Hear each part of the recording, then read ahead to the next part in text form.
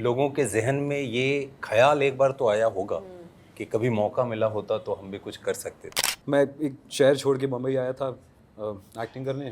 जब शफीक के पास वो प्रिविलेज नहीं थी। मेरी कोशिश यही थी कि मैं नासिर के साथ जितना समय नासिर भाई के साथ गुजार सकूं उतना गुजारूं, इस इंसान के रूह को समझ पाऊं। नमस्कार, मैं हूं आशीष। आप देख रहे हैं दैनिक भास्कर। अब बहुत दिनों के बाद एक मुकम्मल कहानी, एहतराम से बनाई गई कहानी मैंने देखी जो अंदर तक आपको हिला कर रख देगी। इसको सुपर फिल्म बोल सकते हैं क्योंकि सुपर बॉयज़ ऑफ मालेगांव आपको सोने तो नहीं देगी, इतना इमोशनल कर देगी, इतना खुश कर देगी, या अपने सपनों को जीने का एक ऐसा मौका देगी जिसके बाद आप शायद हाल फिलहाल में ऐसी फिल्मों के बारे में सोचेंगे कि हम जो फिल्में देखते हैं वो किस तरीके से बननी चाहिए। इस समय मेरे साथ हैं भाई फारूक भाई बोलूँ या फिर विनीत भाई बोलूँ, क्या बोलूँ, आप सब लोगों ने, इवन नासिर भाई, आदर्श, सबके में किरदार मतलब ऐसे जहन में छप चुके हैं। और इसके लिए kudos to both the makers, Reema और जोया, इतने कमाल तरीके से कास्टिंग की है। शफीक भाई, मैं जैसे बोल रहा था शशांक आपको कि आपने रुला दिया है यार, मतलब कमाल है, आप लोगों ने इस तरह काम किया है। हाल फिलहाल में ऐसी फिल्म मैंने नहीं देखी जो इतना दिल को छुए। हर एक जो पहलू उस फिल्म का था वो बहुत कमाल था। पहले तो kudos to you and Thank you congratulation. so much. I'm बहुत really बहुत glad you enjoyed it. जैसे कि मैं बता रहा था कि जब मैंने फिल्म देखी उसके बाद इस फिल्म से और उसके पीछे की नासिर भाई से रिलेटेड, उनके दोस्तों से रिलेटेड हर एक मटेरियल को खंगाला। आप लोग के जहन में दोनों मेकर से मैं पूछना चाहूँगा, सबसे पहले कब आया इस फिल्म को बनाने के बारे में? मेरी मुलाकात नासिर से हुई थी 2012 में, 2011, और हमें एक फिल्म फेस्टिवल पे मिले और हमारी छोटी एक दोस्ती शुरू हुई थी। तो मुझे वहाँ लगा था कि इसकी, और जब उन्होंने उनके लाइफ के बारे में मुझे बताया और कैसे हुआ कि उन्होंने सुपरमैन बनाया, मुझे लगा था कि ये बहुत ही इंटरेस्टिंग स्टोरी है। तो वो आइडिया तब आया था, लेकिन फिर मैं कुछ और कर रही थी, ये कुछ और कर रही थी, तो वो राइट्स हमारे पास ही थे और नासिर को किसी और से ये कहानी बनवानी नहीं थी। तो it's a very long story. या आई थिंक मैंने भी जब जोए ने नासिर से मिले तब she came and spoke to me, and जो it was kind of funny because उन्होंने जब नासिर को मिला she introduced herself, and Joey ने डॉक्यूमेंट्री देखी थी तो शी हैड रिकॉग्नाइज्ड हिम, तो he said no I know who you are, मैंने आपके पापा के सारे फिल्में स्कूप किए हैं। So yeah that was when we found out, but it took time, थोड़ा टाइम लगा to get the rights, figure out कैसे करेंगे। जब तक we got to Varun Grover जिसने स्क्रिप्ट लिखा है, कोविड आ गया, so it took a while. और सबसे खास बात क्या लगी थी कि इस फिल्म को बनाने के पीछे आपको? जैसे मुझे लगा वो जो जुनून है, हम सब Definitely. स्मॉल टाउन जो छोटे शहर के लोग हैं, उसकी सही रिप्रेजेंटेशन इस फिल्म ने की है। आपको क्या चीज़ क्लिक की थी उस समय? एक तो जो आप बोल रहे हैं, क्योंकि मैं भी छोटे टाउन में डिग बॉय असम में पाली बड़ी हूँ, and secondly I think it's a love for cinema which is my also love, and जो नासिर के इन्फ्लुएंसेस थे, मेरे भी इन्फ्लुएंसेस थे, but apart from the film making in the film, जो आप बोल रहे हैं, इट्स अ स्टोरी फॉर जिसके पास भी कोई भी सपना हो, it inspires you, it goes beyond film making. So therefore, I thought it was a very truly relevant film that can speak not just to an Indian audience but to a global audience. ये जो casting हुई है, इतने कमाल के हमारे जो अदाकार हैं, मैं इनको स्टार बोलूँगा, सुपर बॉयज़ बोलूँगा, ये कैसे हुई? ये तो हमारे कास्टिंग डायरेक्टर्स थे नंदिनी श्रीकांत और करण मैली, और हम लोग ने काफ़ी डिस्कशंस वगैरह किए, बट इन तीनों के साथ हम लोग पहले भी काम किए हुए थे, and we were aware of their caliber, so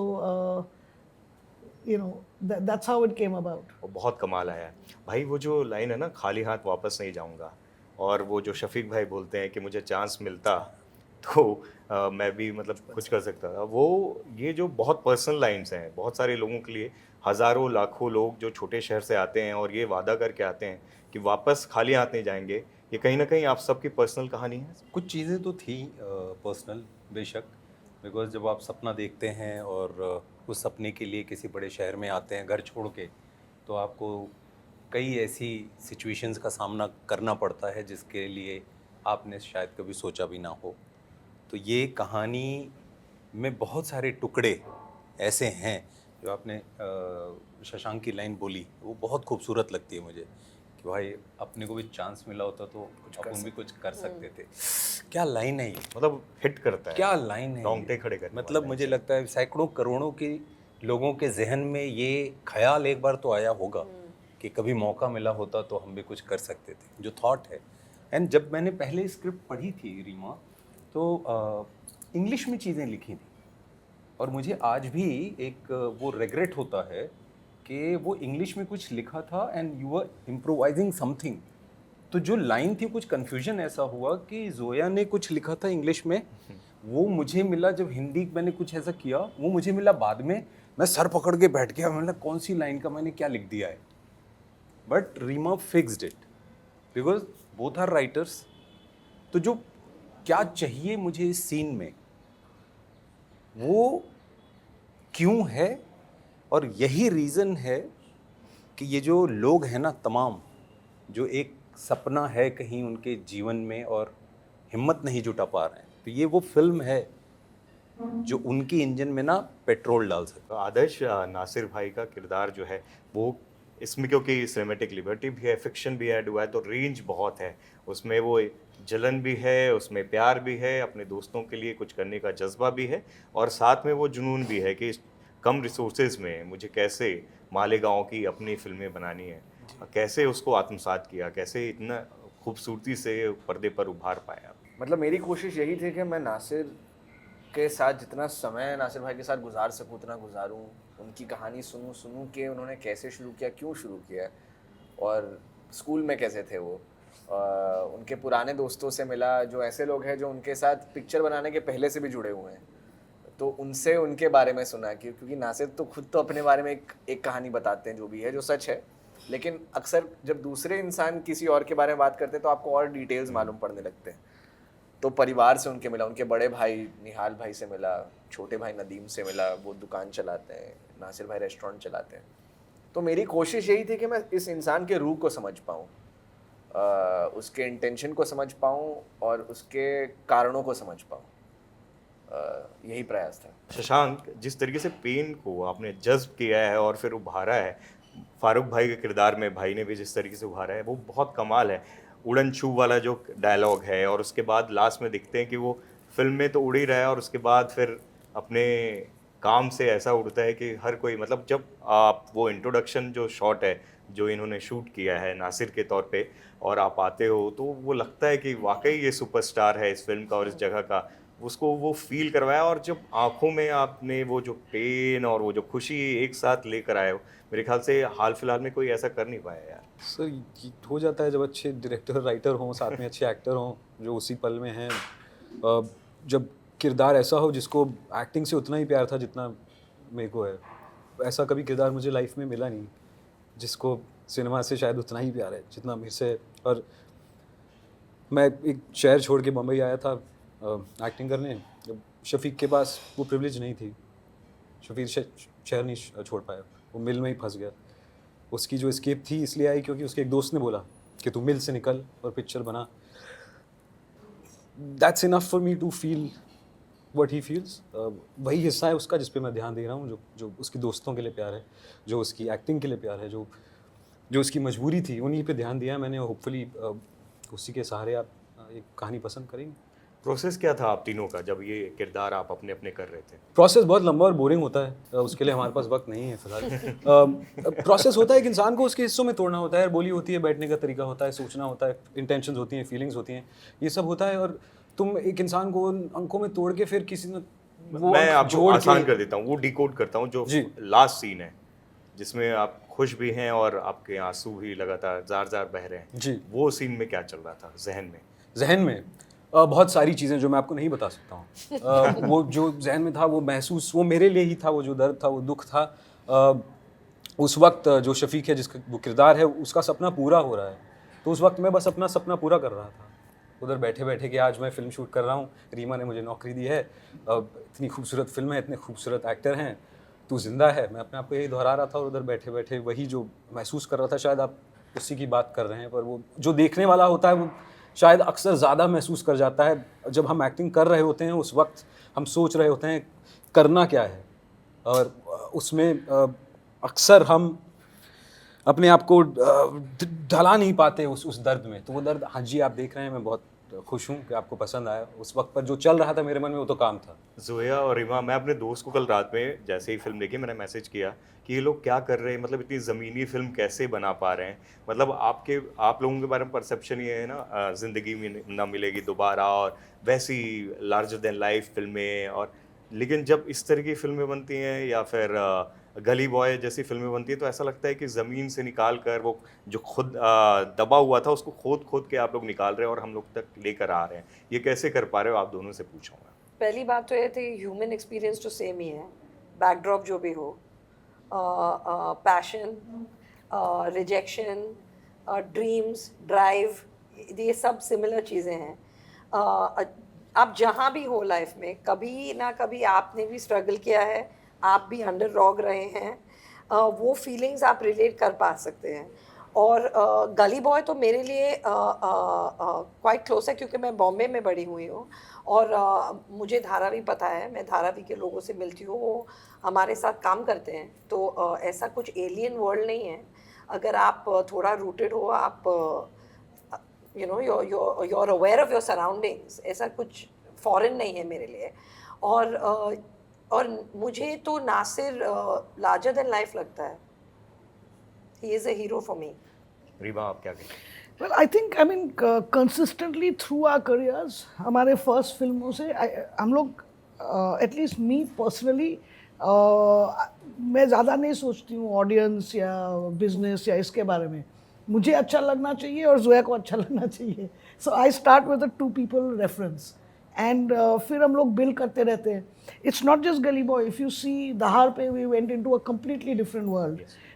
If you see Honeymoon, or if you see Talash, for example, it's got a range, a range of society in it. If you see Luck by Chance. Luck by Chance. So I think Luck that by we, Chance is about 2 outside. yeah. So Outsider, if you that see, come in. we've always, हम लोग पहले से ही, शुरू से ही थोड़ा how should I say, थोड़ा rounded approach लेने की कोशिश की है। कभी कभी ये लोगों को दिखती नहीं है, और जैसे आप बोल रही हो, there is a thing out there, but I don't think that's it doesn't bother me. जो भी मुझे जो अच्छा लग रहा है, I'll keep doing it, and maybe you like it too. Superman of Malegaon का मैं वो मेकिंग देख रहा था, उसमें शफीक एक्टिंग कर रहे हैं और वो बांस भी लगा रहे हैं, वो हर एक चीज़ खुद से कर रहे हैं। जब ऐसी फिल्में बनती हैं, आप लोग के लिए कितना चैलेंज था ये बनाने के लिए? Every film is a challenge. Her film की अपनी अपनी प्रॉब्लम्स आते हैं जो भी, एंड इसमें I think it was quite a smooth ride till कुछ लोकेशन जो हम लोग मालेगांव और नासिक में शूटिंग कर रहे थे, वहाँ कोई 2-3 locations they fell through. The challenge was coming to Bombay and trying to recreate a small town of late 90s and early 2000 in Bombay. That was a real challenge. आप तीनों जब इस रोल में थे, जब उसको कर रहे थे, सबसे ज़्यादा इमोशनल पॉइंट क्या था और सबसे ज़्यादा चैलेंजिंग क्या था? जब शफीक के लिए सबसे ज़्यादा चैलेंजिंग पॉइंट तब था जब शफीक के लिए लाइफ थोड़ी और चैलेंजिंग होने लगती है, और उसके साथ फिर हम। फारूक भाई के लिए क्या था चैलेंजेस? मेरे लिए मतलब फिल्म के बाहर का चैलेंज ये था कि ये हैं हमारी डायरेक्टर रीमा काकती, इन्होंने ये जो 20s के लड़कों के बीच में मुझे खड़ा किया था ना मेरे लिए सबसे बड़ा चैलेंज ये था कि मैं इनके साथ, बट डायरेक्टर का अगर कन्विक्शन है तो बस दौड़ पड़ो कि कुछ तो वो देख रहे हैं। अदरवाइज मैं ना, जब भी ये हुआ था रीमा, तभी मैं आदर्श की और जिसकी पता सबकी फ़ोटोज़ लगा के अपनी फ़ोटो लगाता था। मतलब यार कहाँ यार मैं कैसे मैं इसमें बैठूंगा, मुझे ये हो रहा था, but it turn out so well. लेकिन भाई वो जो अकरम भाई हैं, नासिर भाई के दोस्त भी हैं और जिन्होंने सुपरमैन ऑफ मालेगांव में निगेटिव किरदार निभाया है, तो उन्होंने ये बोला कि फारूक भाई के किरदार में जो टोन है, टोनैलिटी पकड़ी है, बॉडी लैंग्वेज पकड़ा है, तो वो अपने आप में फीडबैक जो है आपके लिए कमाल है वो चीज़। Thank you. और आपने मतलब ये कमाल के लोग हैं, ऐसा ऑनसेम्बल स्टार कास्ट मैंने हाल फिलहाल में देखा नहीं है, और उसके बीच में आप इस तरीके से निकल के आ रहे हो तो वो अपने आप में बहुत अच्छा है। Thank you. ये मीडियम डायरेक्टर का है। हम लोग 10 चीज़ लकीर खींचनी है कागज़ पे, आप यहाँ से यहाँ भी खींच सकते हो, यहाँ से वहाँ भी खींच सकते हो, डायरेक्टर तय करता है इधर से इधर ही आओ। तो ये क्रेडिट मैं डायरेक्टर को देता हूँ, क्योंकि कुछ ऐसी भी फिल्में मेरी लाइफ में मैंने की हैं कि करने के बाद नींद नहीं आती रात को, रोज रोज। तो ये एक सुकून होता है जब आप एक अच्छे डायरेक्टर के साथ काम करते। राइटर अगर बाप है तो डायरेक्टर कौन है? माँ सबको संभालते हैं, सबकी प्रॉब्लम सॉल्व करते हैं, Mothership. Yeah. है ना? Yeah, but I think for Zoya and me, no other three people could have played the characters they play and done it the way they do. It's tremendous. Shashank भाई, आपका answer? जी, मैं इतनी खूबसूरत बातें सुनते सुनते भूल ही गया आपने पूछा क्या था। जी, सबसे इमोशनल पॉइंट क्या था? सबसे इमोशनल पॉइंट क्या था? यार बहुत दिन थे, बहुत सीन है इसमें जो इमोशनल पॉइंट था। अभी मैं स्पॉइलर नहीं दूंगा। एक सीन है जब हम सब झगड़ते हैं, एक सीन है जब नासिर का किरदार टूट के बोलता है कि शायद वो अपने आप को सेकंड गेस करने लगता है। एक बहुत सारे सीन हैं, मैं अभी फ़िलहाल आपको नहीं बता पाऊंगा चुन के। सब मेरे बच्चे हैं, उनमें से तो मैं बोलूँगा ये उससे बेहतर था, नहीं ऐसे मुश्किल है। दर्दनायक, खुशेलू, बहुत सारे खूबसूरत पल थे। 60-70 दिन हमने साथ काम किया, बहुत लड़ाइयाँ, बहुत प्यार, बहुत झप्पियाँ, बहुत मुश्किल दिन, बहुत आसान दिन। कहाँ चुनूँ? बिल्कुल। कई मौके हैं इस फिल्म में ऐसे। और बताऊँ, विनीत भाई कहते हैं कि ये 90s फुर्तीले, तेज और जवान विनीत भाई से कम एक्टर है। बोलना ज़रूरी पड़ा क्योंकि आप दूसरी बार ये कह रहे हैं। तो ये जो है ना, आपने सवाल ऐसा किया है, बहुत बड़ी लार्जर ऑडियंस के जीवन का वो हिस्सा है जहां आप अपने जीवन में पहुंच चुके होते हैं, जहां आपको ये लगता है अब कुछ नहीं होगा, कुछ बचा नहीं है, अब लौट चलो, बस हो गया, इससे ज़्यादा मैं एक कदम अब नहीं चल पाऊंगा लाइफ में। चाहे आप बिजनेस में हो, प्रिपरेशन कर रहे हो IAS IPS की, फिल्म बनाने वाले हो, whatever you are doing, you will relate this kind of emotion जहां आप अपनी लाइफ में पहुंच गए हो, अब एक दिन और नहीं हो पाएगा। लेकिन ये फिल्म आपको बताती है कि वही वो दिन है जिस दिन रोशनी का फाटक खुलेगा। आखिर में आप दोनों से टोरंटो इंटरनेशनल फिल्म फेस्टिवल में कमाल का फीडबैक मिला। ऐसा कोई फीडबैक आप सबसे पूछना चाहूँगा जो दिल के बहुत करीब हो, जिन लोगों ने देखा और आप लोगों को कुछ बताया हो इसके बारे में? I mean, मेरे लिए ऑनेस्टली सबसे बड़ी फीडबैक थी Nasir, when Nasir saw the film, and it was, he really he started crying, and for me that was very emotional, and unfortunately, he was one of the first few people to see the film, and I don't think that reaction is going to be matched by anybody else. So my high point is over. For me too. I think Nasir's feedback was the most moving for me. And two of his friends are no more that are in the film, Shafiq and Farouk. And he when we were at Toronto and that standing ovation happened, I remember I went and hugged him, and he said, "I wish Shafiq and Farouk were here to see this." And that for me was I don't think it can get bigger than that. Film के कई हिस्सों में ना वो odd to Salim साहब, जावेद साहब दिखता है, और नासिर भाई ने भी ट्रेलर लॉन्च पे बोला था। और उन दोनों में से किसी ने फिल्म देखी है अभी तक? My father's seen the rough cut. He hasn't seen the final thing. Yeah, he's loved it. He's seen it twice. No, he's seen it twice. In fact, he's also written the song. So yeah, Yeah. Javed Saab has seen it. I'm dying to show it to Salim Saab.